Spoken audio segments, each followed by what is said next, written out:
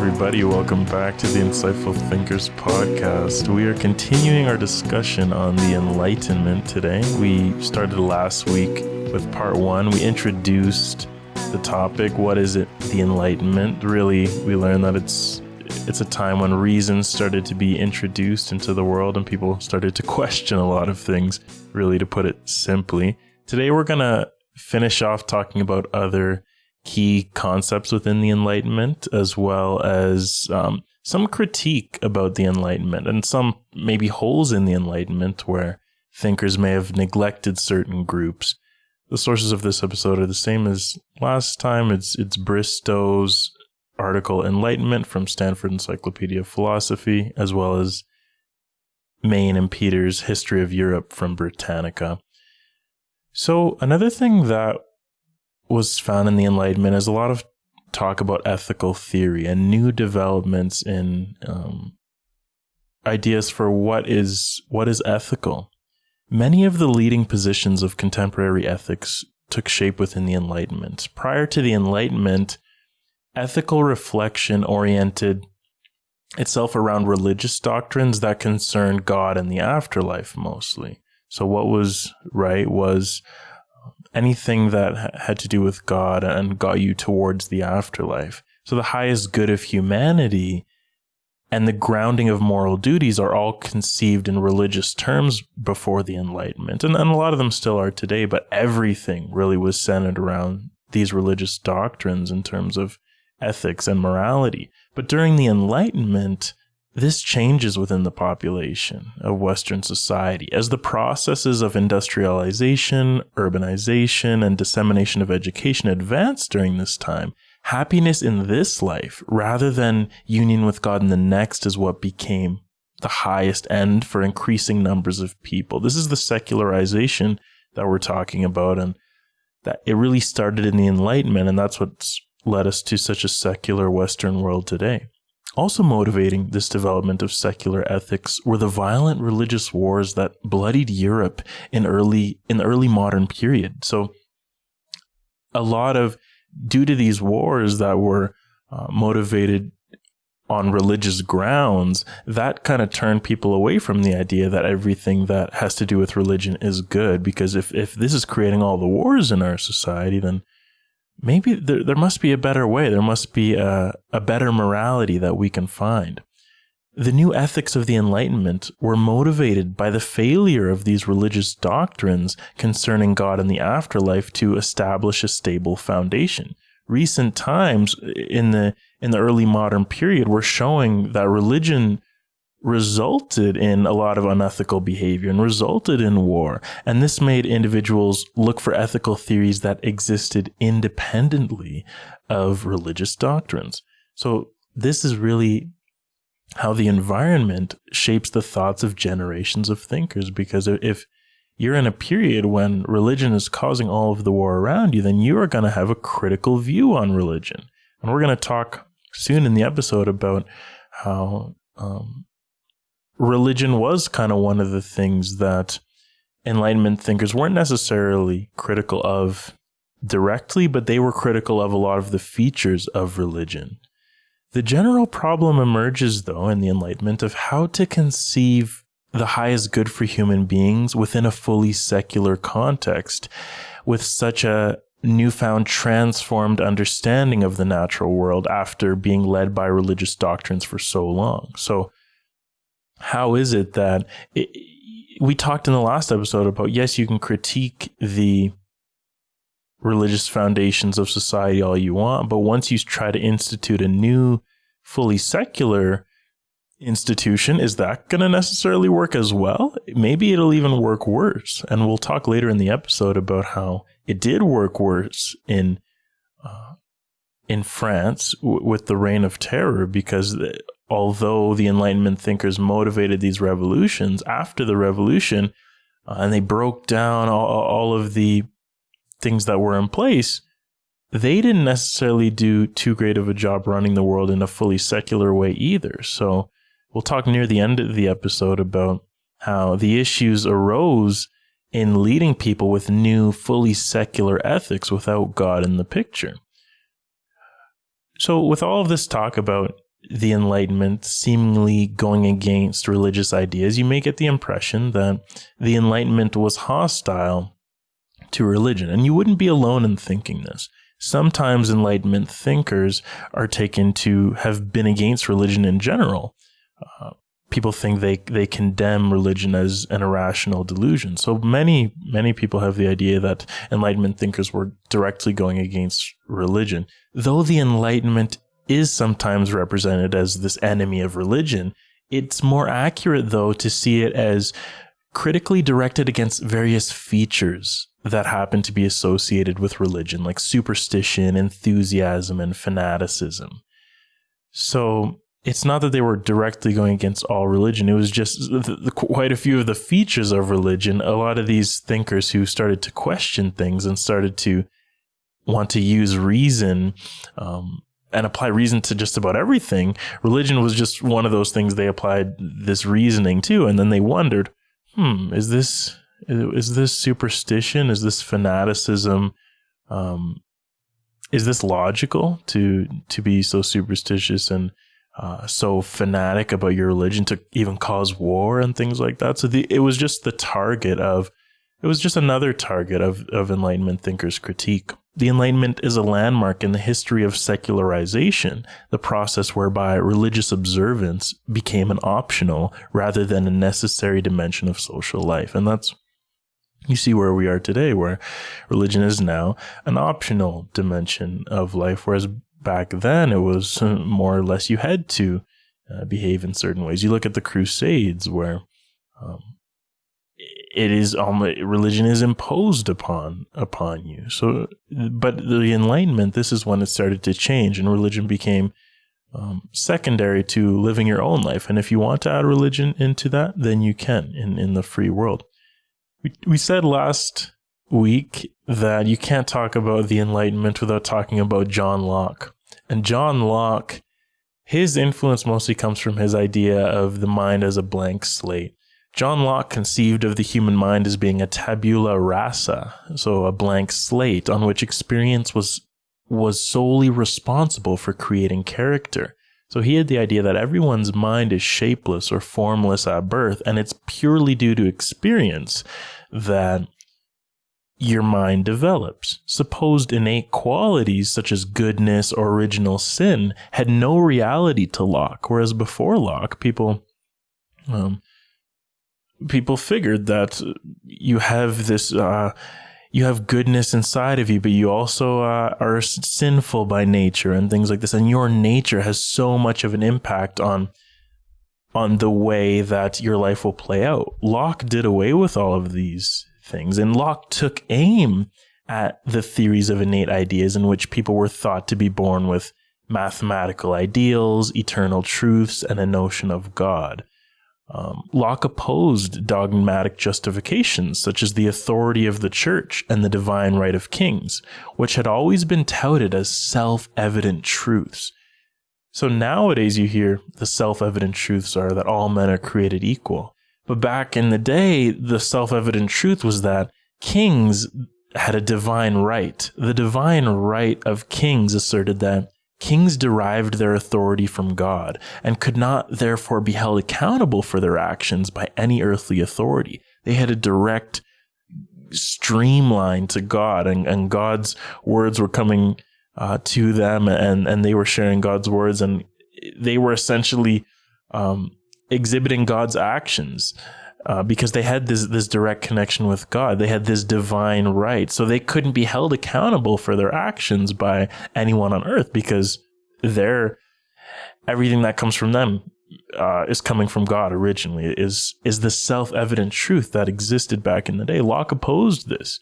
And look, this is really the key feature of the Enlightenment. It's questioning the status quo. Even though these institutions existed seemingly forever before these Enlightenment thinkers, they started to finally question what is society really built on, and what are we really following in society? Is there really a divine right of kings? What creates character? Is it your nature, or is there more of an impact of the environment on creating character? Locke argued that social arrangements should be reasoned out from scratch and agreed upon by mutual consent, based on knowledge that any person could acquire. Locke's notion of a blank slate also undermined a hereditary royalty and the aristocracy, whose members could claim no innate wisdom or merit, since their minds had started out as blank as everyone else's.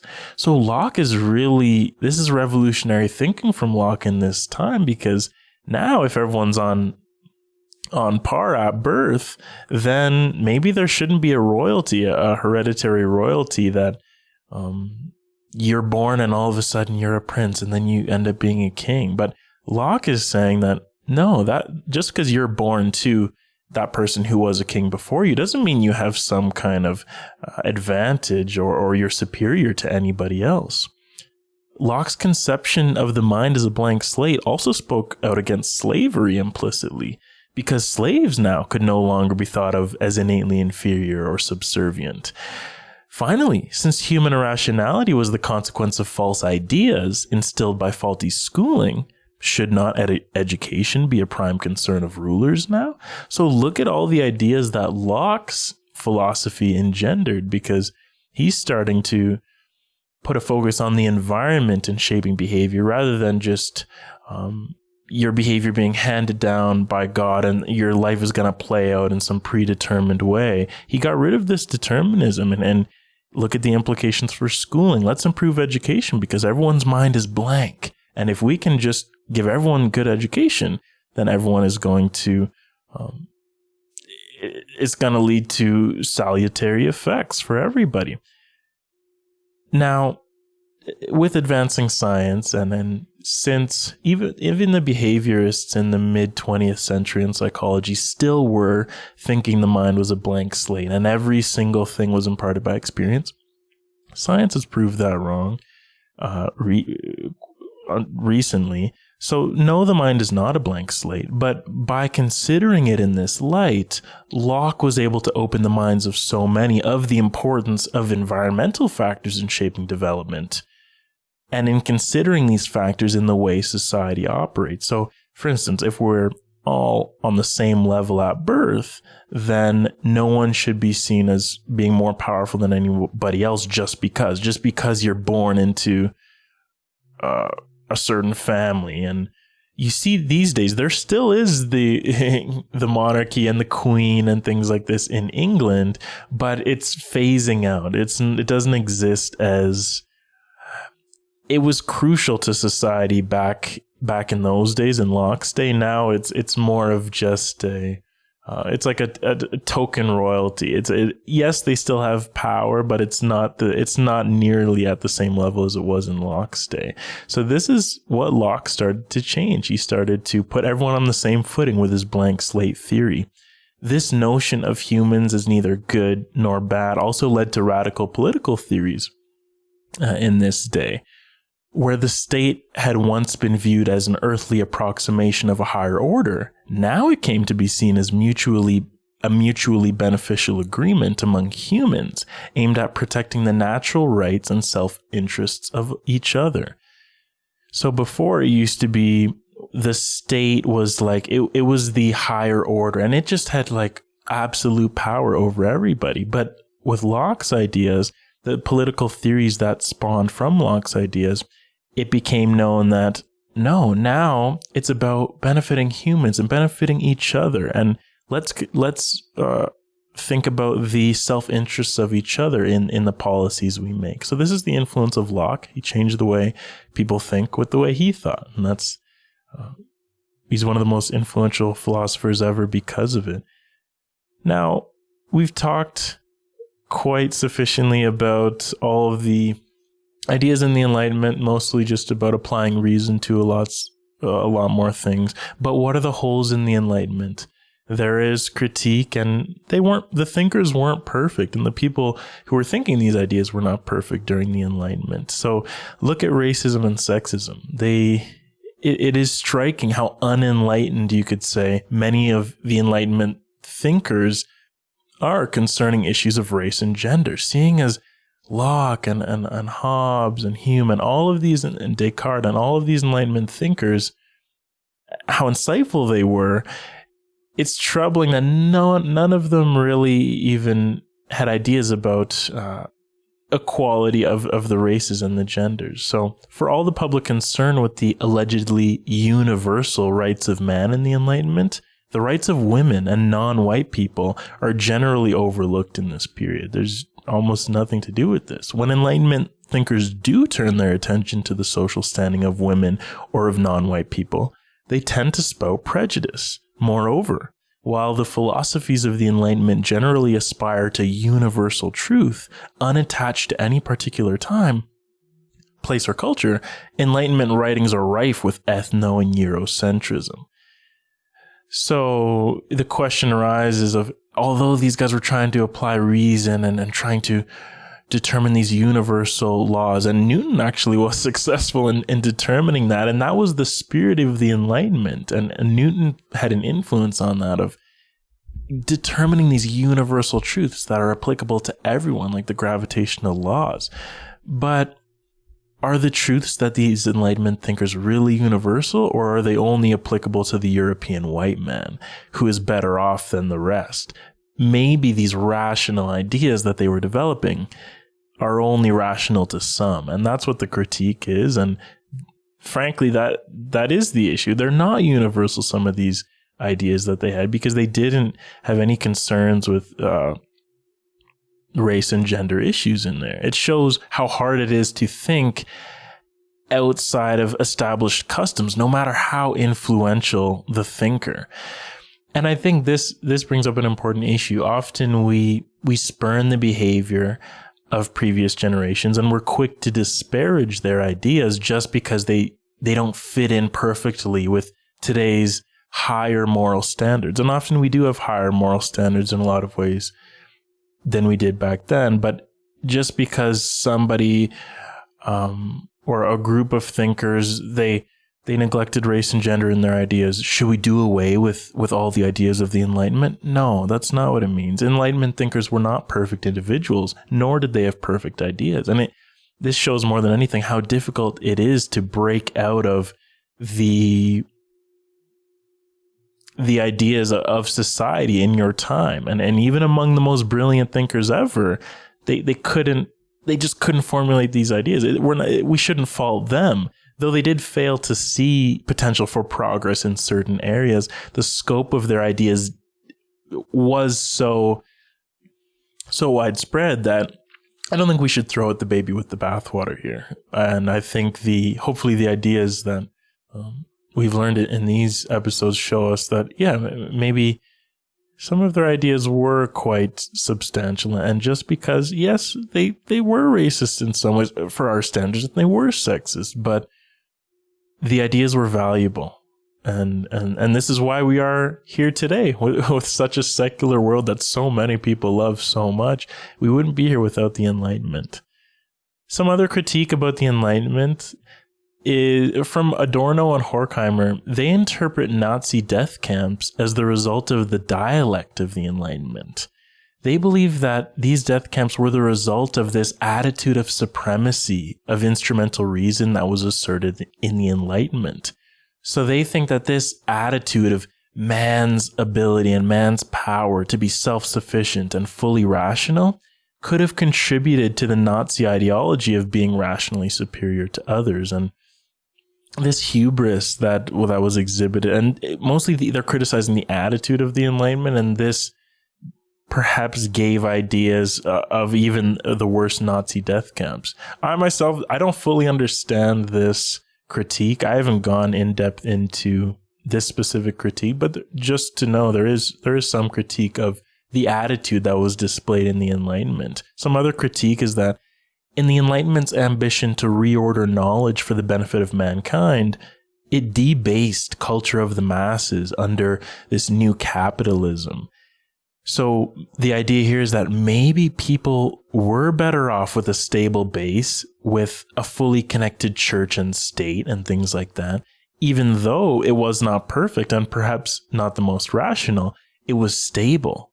And once you overthrow this stability, even though you can critique it all you want and know it's not the best, but when you overthrow this stable societal, the way society operates, then could it break down society? And the way the Enlightenment ended actually supports this idea. The end of the Enlightenment was really in the French Revolution of 1789. It was the culmination of the Enlightenment vision of throwing out the old authorities and remaking society along rational lines. But it just derived into bloody terror, actually. The reign of terror that followed the French Enlightenment severely tested the belief that a completely egalitarian society could govern itself. So even with all this equality, and it sounds great on paper maybe, but if everyone's equal, who's gonna rule? Those were a lot of the issues. They were so simple, but these were a lot of the issues with the reign of terror. Maybe it is best to give the divine authority to the kings and just let them pass down, and then there's a new king just simply due to heredity. So maybe it just makes it simpler, because when everyone's on equal footing now, everyone's a blank slate, everyone's on equal footing. Who's gonna rule now? There's still gonna be conflict there.